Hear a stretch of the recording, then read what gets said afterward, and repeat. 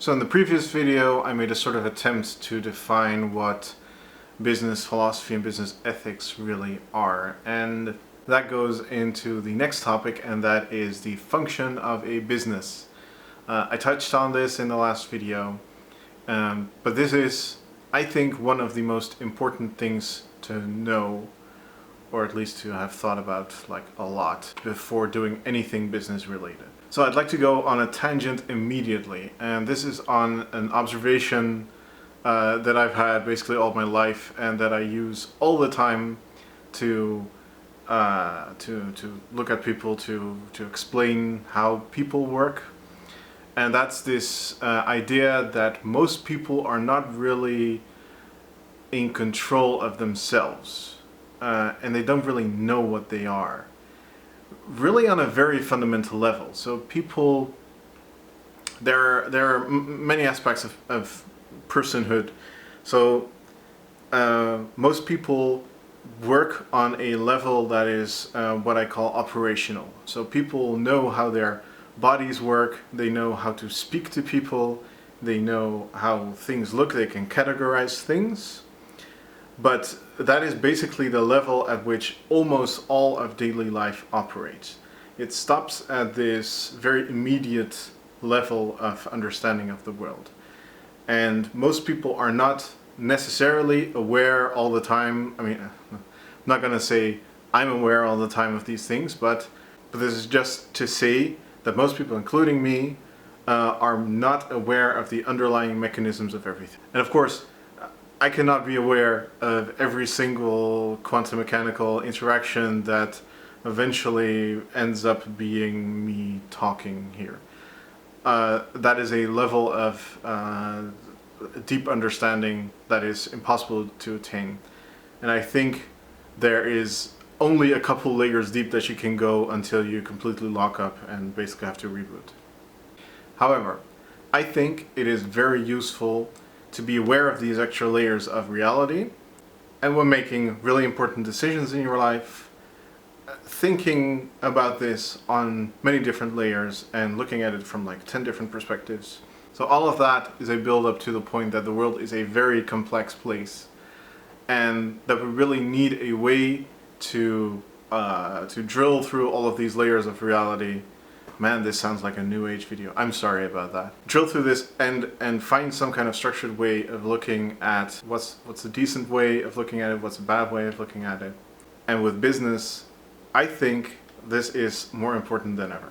And to motivate my reasoning why I think this is an important thing to think about, is this concept of a multiplier. So multiplier effect is, for instance, when we talk about monetary policy or fiscal policy, there's this concept called a fiscal multiplier.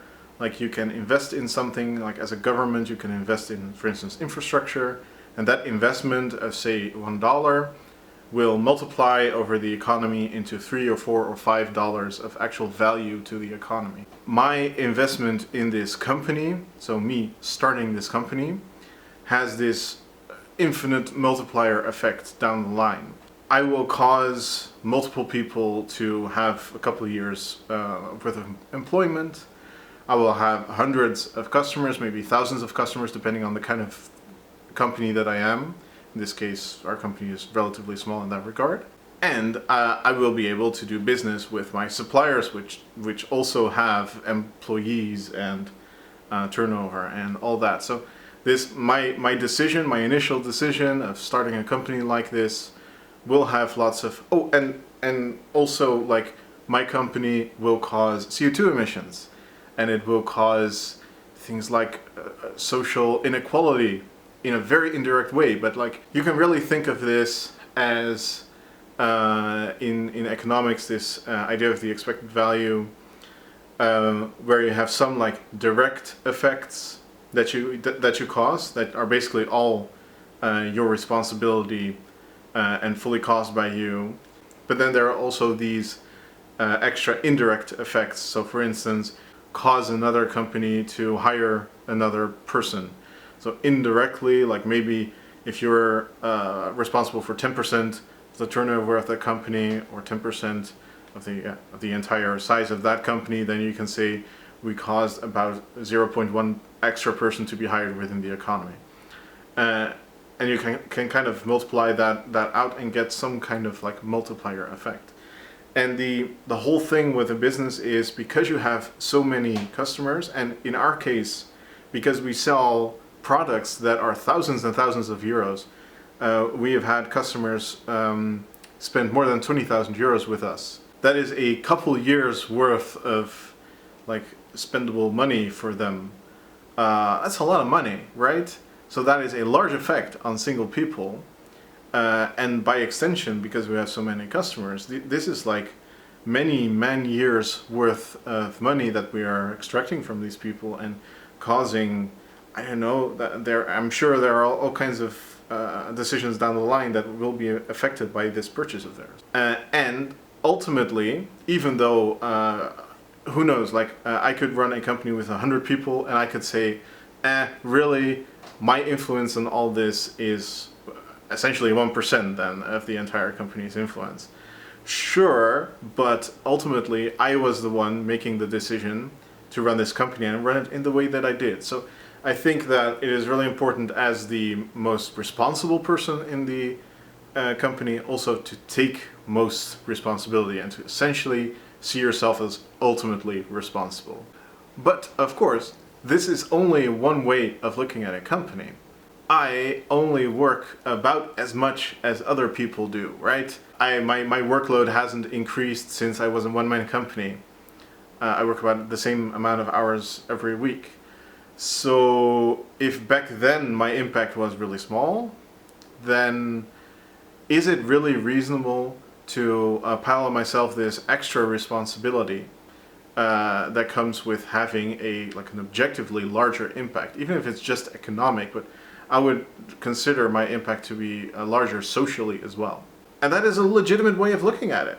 And that is also like a really important idea behind how you reward people.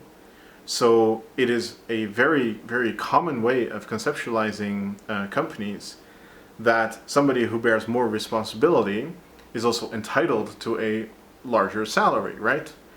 And within Maxan, because in my opinion the money can be spent better, I haven't paid myself nearly as much as I paid myself when I was a one-man company.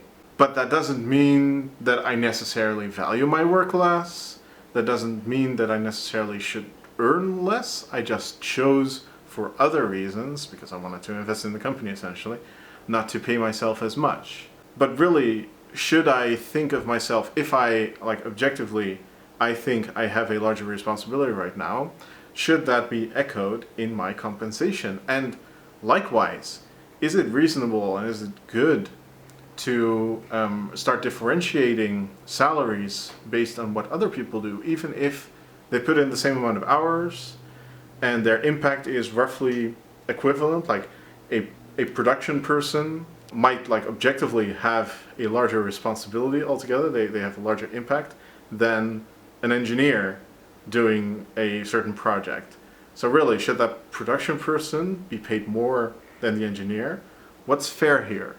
Those are still just two ways of looking at a company. So let's look at it from the other side. Like, why would you start a company? What's the motivation, for instance, for starting Maxan? Well, the motivation is very simple. I bought a Nissan Leaf, I put an extra battery inside, made videos, and lots of people were interested in buying one. And it seemed like a good business opportunity to start selling this as a product. However, there was much more to it than that. I have been an entrepreneur for 14 years now, and the previous companies that I started, they were mostly based on my dislike for having a 9-to-5 job and being subordinate to somebody. I'm a very independent kind of person. I want to do my own thing.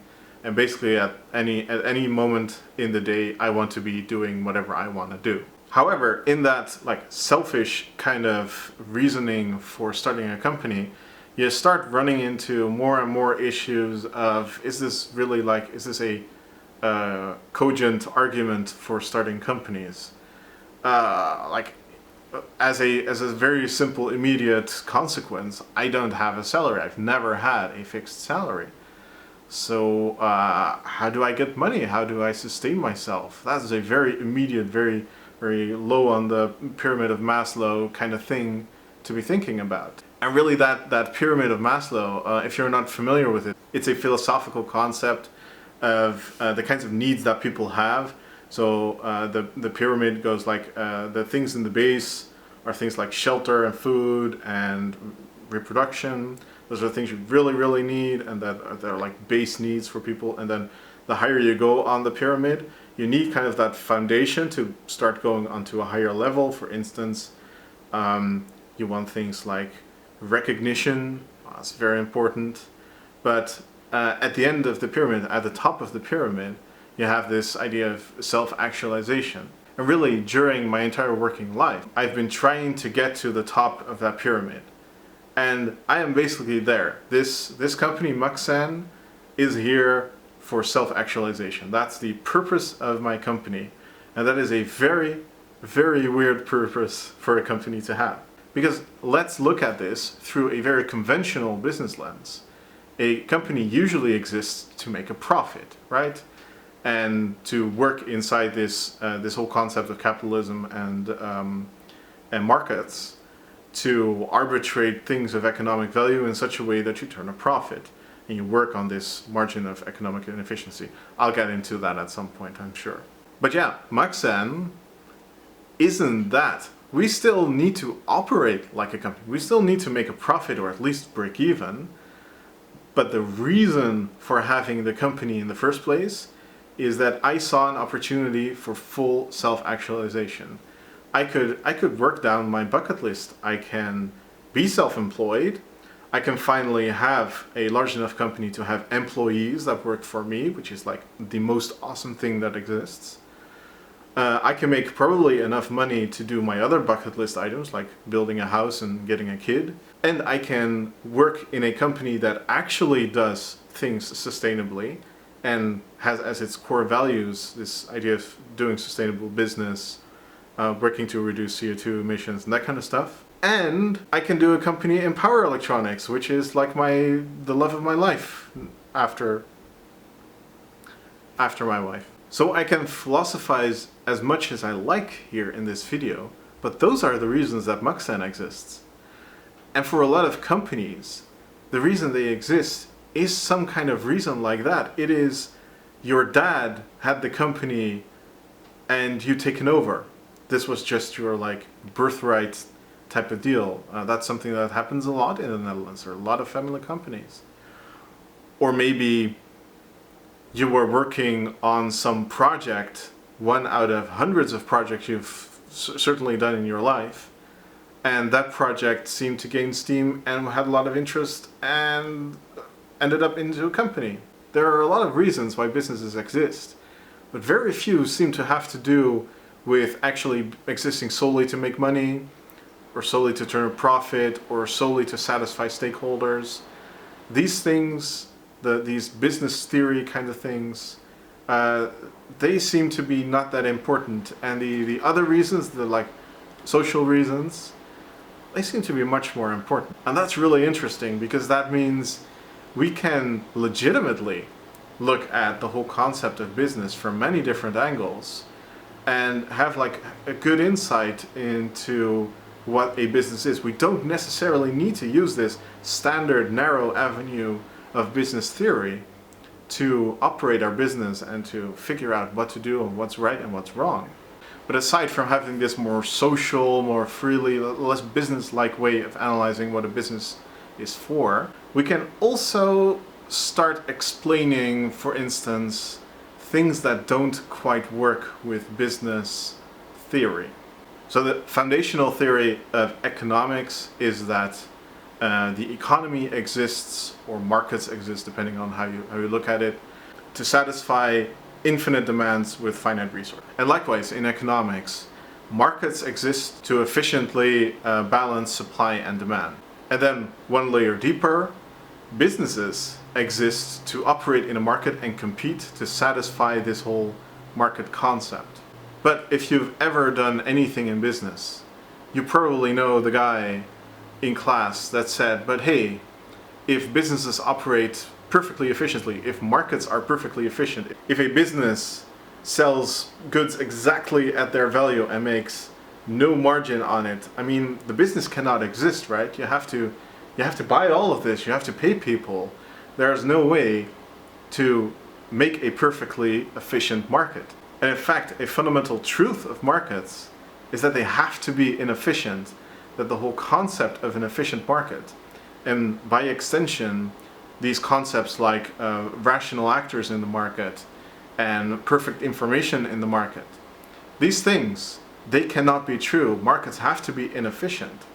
So let's put a pin in that and get to it later. But first, think about, what does a business really do? What is the function of a business that cannot be done in some other way? And this is the concept, basically the concept of liability. At least, in my opinion, this is how a business exists as a separate entity from just people. Because lots of different types of organizations exist. It is quite obvious that to run a business like ours, you need multiple people to work together for some kind of goal, right? And if you want people to dedicate their time to you, you have to give them something in return. That's a market thing, or arguably that's a barter thing. For people to willingly work for you, there's only so many people who are willing to volunteer for you. And by the way, there's the rest of the economy. Most people have rent, most people have bills that they need to pay, and they need to pay that by mostly exchanging their time or their expertise or whatever they have for money. So at some point, you have to pay people to do work for you. And a business is just some kind of organization that is focused on making one kind of thing, or making whatever that business is doing.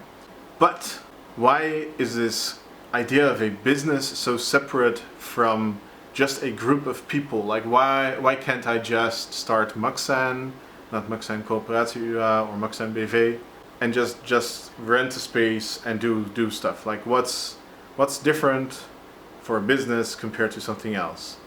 And that is that as a business, what you really want is to have certain extra efficiencies that come with being an official business. Most notably, you need trust. So a business is, it's just an organization of people with a place and with stuff, but it's also a kind of registered entity with the government. It's a registered entity with the Chamber of Commerce, usually.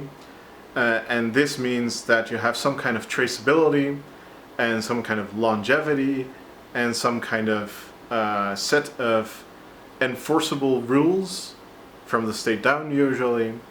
That means people can somewhat trust what you're doing, and that what you're doing is regulated and that kind of stuff. So that's really the forced nature of a business compared to just a loose confederation of people. But functionally, businesses also get other advantages. So that is what I mean by the liability component. So you start a business because the kind of risks that you want to take as a business are much larger than the kinds of risks that you can take personally. And those risks, you cannot bear them personally. Worst case scenario, all your products fail and cause all kinds of consequential damage. You don't want to start a business in good faith, make products that you think are good but end up exploding or something, and then be paying off all that consequential damage for the rest of your life, or maybe longer, like have your kids or grandkids be responsible for all the damage. So a business exists to limit or at least regulate the liability towards the people working at the business, so they can do their job without fear of unreasonable, excessive future damage to them. But of course, that's the textbook definition of what limited liability companies are. But that also means that, from this logic, that means you have less liability, so you can take more risks. So you will take more risks. So I am buying stuff that is valued way higher than anything I've ever bought in my entire life. I'm buying hundreds of thousands of euros worth of batteries. I am getting hundreds of thousands of euros from people from their orders. Those are ridiculous amounts of money that I would never be comfortable either spending or receiving myself. But then, likewise, let's look at it in another way. If we are willing to take these risks, risks are risks because they don't always work out, right? So there's these large sums of money, and sometimes it doesn't work out. And this causes a loss. And I would consider most businesses to actually be really good at wasting lots of money. So that's a classic Mux hot take about companies, and a lot of people are unsure what I mean with it, but it's very logical because we all make mistakes when running the company. Not just me, also my employees, everybody makes mistakes. And the consequence of those mistakes in a company, like if you make a mistake personally, while, I don't know, washing the dishes or doing some kind of like gardening or something, that mistake does not have any kind of direct monetary value. Maybe it's lost time, maybe you can say that's a problem, but in a company, these people cost money, and the mistakes that they make might consequentially cost a lot of money. If I buy something and, for instance, a supplier doesn't supply it or doesn't supply it in time, I can lose hundreds of thousands of euros. So this happens all the time in companies. In fact, there are many constructs in which companies try to hedge this problem, which also costs money. Like, you can insure yourself against all kinds of risk, but insurance costs money. You can finance things to remove financial risk, but that also costs money. There are lots of ways in which companies, either directly or indirectly, waste a lot of money.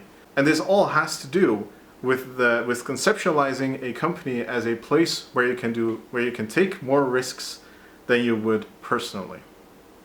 And so that goes back to this idea of market inefficiency.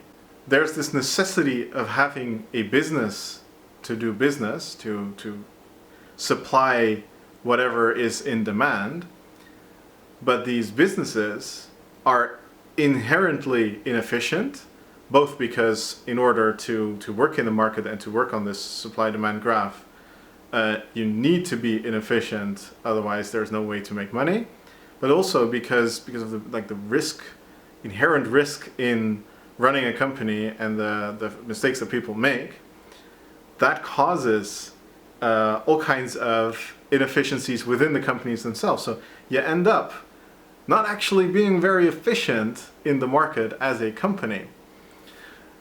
And that's really interesting, right?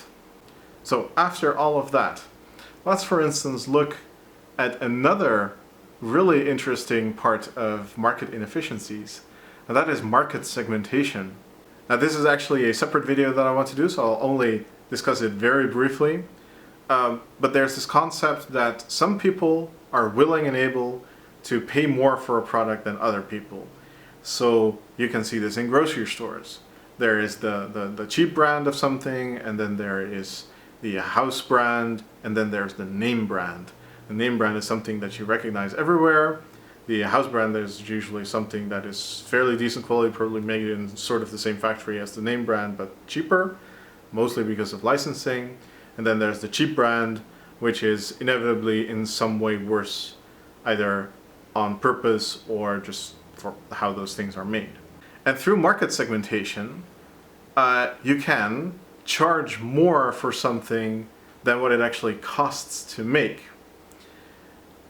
That is really interesting because now we get into this theory of value, which is very pertinent to business and is often overlooked in simple discussions on business philosophy and on ethics as well. Because what is a fair amount of money to charge for something, and how does this intermingle with these concepts of business as an economic entity and business as an efficient way of doing business? So for instance, with our products, we have an opportunity for market segmentation.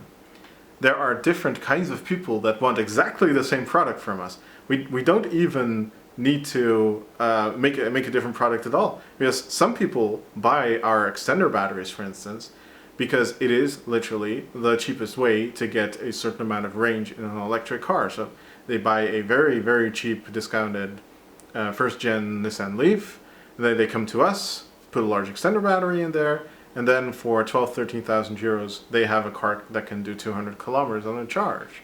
But then there are also the people who agree with our stated mission that we want to leave, we don't want to throw away all of these perfectly fine cars from 10 years ago that can still drive just fine but just don't have very good batteries.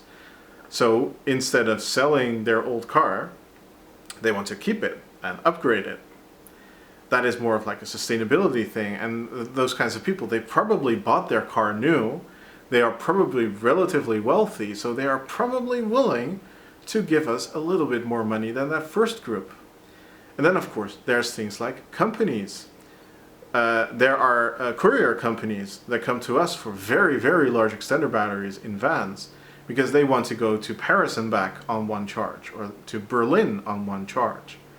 And you can do that with our largest extender batteries, but at a price, right? Because their time is money too, so they will spend lots of money with us to be able to save money through time in their own business. But that's not really efficient, right? Like what I'm saying here is that we are theoretically, we don't actually do this, so that's for an ethics thing later.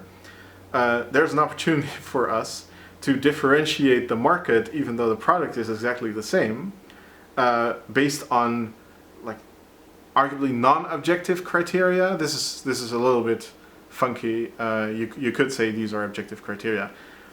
So there's this, not just the actual value of a product, so the actual, like the sum of its parts plus some kind of margin, which would be called cost plus. There's this perceived value of a product that in some markets fully determines the price of a product. Like value and price is not necessarily the same. So those supply and demand curves, right? Are they based on value, or are they based on price? These are questions with indeterminate answers. And this is exciting, right? We've now compiled a couple different viewpoints from how businesses work and what the entire function is of a business. We kind of had this tangent of liability, and then we had this concept of value not necessarily being about price or cost. So now you can make decisions about this. This is like one of the first jumping off points. On a very, very simple base level, you can already say, well, for instance, we decide to do market segmentation, or we decide not to do market segmentation. And then if you decide to do market segmentation, how are you going to do this? These are really interesting questions, and there is not necessarily a good answer, but what I want to do throughout these videos is show that there is a structured way of looking at this. So there's a set of axioms that you can use to construct a logical argument towards either doing a market segmentation or not doing market segmentation. We will go through that, but not in this video. I think this is long enough. Let's save this for another week. Bye.